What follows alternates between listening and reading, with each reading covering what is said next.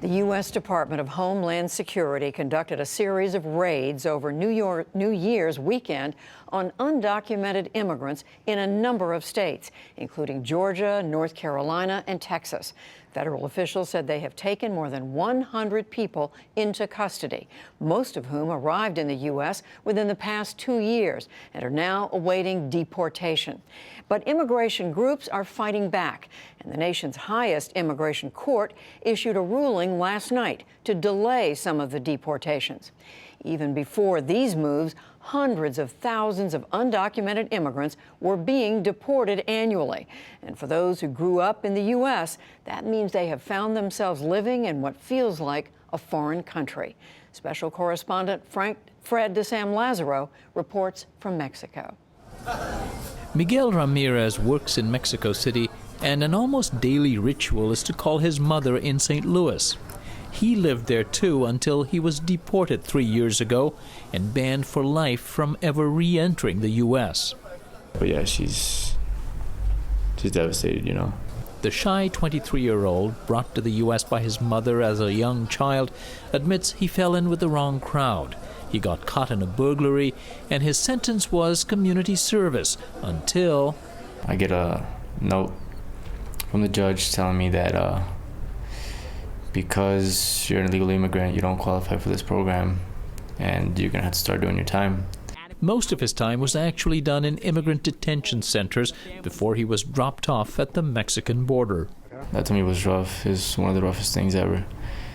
Yeah, but I mean, I had to accept it. I had no choice. Ramirez is one of several young Mexican returnees profiled in a book called Los Otros Dreamers by scholar and social activist Jill Anderson. Some have committed felonies, she says, but the vast majority have no criminal history or just minor infractions. For many, it's contact with their local police for anything from underage drinking, accusations from a neighbor or friends. One young woman was babysitting and had a problem with the family. In 2012, President Obama issued an executive order that allowed the children of undocumented workers, many of whom had grown up in the United States, the option to remain. Specifically for certain young people, sometimes called dreamers. The order came after Congress rejected similar legislation called the DREAM Act, and it came after perhaps 500,000 young Mexicans were either deported or chose to return. This was a cute guy I had a crush on my freshman year. Viridiana and Maggie belong to Los Otros Dreamers, or the Other Dreamers, a group that mostly meets online, brought together by Anderson's book. Viridiana says growing up in Iowa, she felt no stigma over her illegal status. My parents always told me never tell anybody that we're here undocumented. I mean, you know, at first it's just kind of like, okay, I'm young and who cares? Like, I mean, what's wrong in being undocumented? It was no big deal growing up, she says, until Dad goes to work one day and never comes home. They went to his workplace and they took him. 22 years after he arrived and settled quietly in small-town Iowa, Juan Vargas was arrested and deported.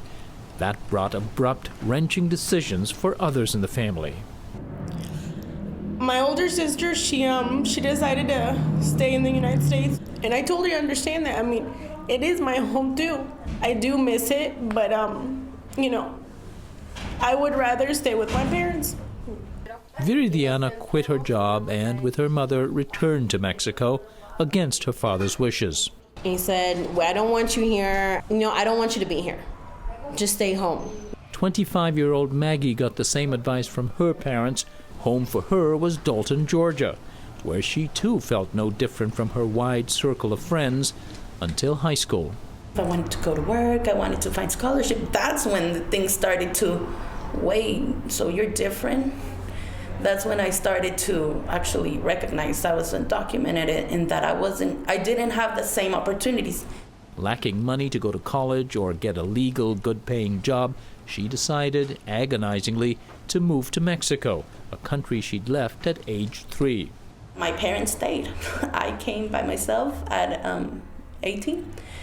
And it was, during this month, it was like if somebody had died inside of me. Because it was like, Okay, buy house, buy church, buy friend, buy school, buy dog. I mean, I wasn't prepared. Mexico wasn't prepared for her or other returnees either. Until recently, U.S. education credentials were not even recognized. Aside from official indifference, Viridiana says there's social stigma and suspicion that they are criminal deportees. Why are you back? You know, that's like the first thing that they ask. Why are you back? What's the problem? They treat us like crap. Author Jill Anderson. And they realize, wow, I thought I was Mexican. I don't talk like a Mexican because of my accent when I speak Spanish. People actually, you know, will call me pocho or gringo, and question as to why I'm even here.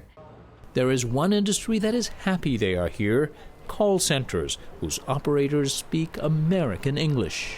I get to meet people from all over the United States when they call my employer with their customer service questions. Call centers have proliferated across Mexican cities, their promotional videos like this one on the internet geared to American customers.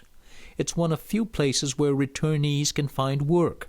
They even waived the requirement of a high school diploma for Miguel Ramirez, and he says they pay a decent wage. This job is very tedious. You feel like you're getting nowhere. It doesn't make me feel very successful or proud of myself, to be honest with you. I want to do something more. Call centers do report a high turnover, and living in Mexico, where many people struggle with life's more basic needs, Viridiana says it was hard for her to deal with what she saw as trivial concerns. I couldn't handle the calls. I was just like, oh my God, like these people, that, why are they just complaining about their dish service? Like, really?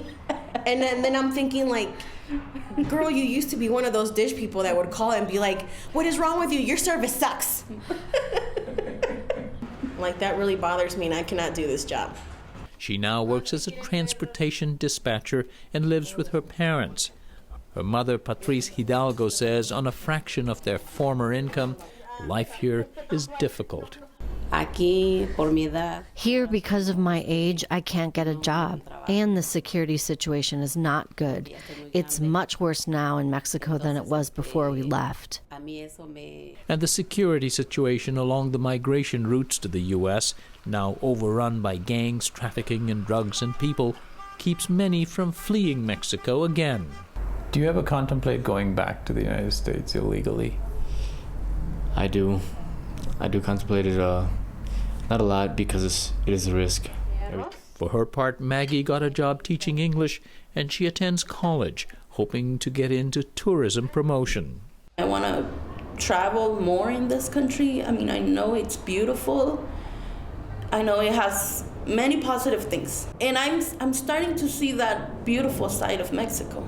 And she plans to visit the U.S. again and often, only now with passport and visa.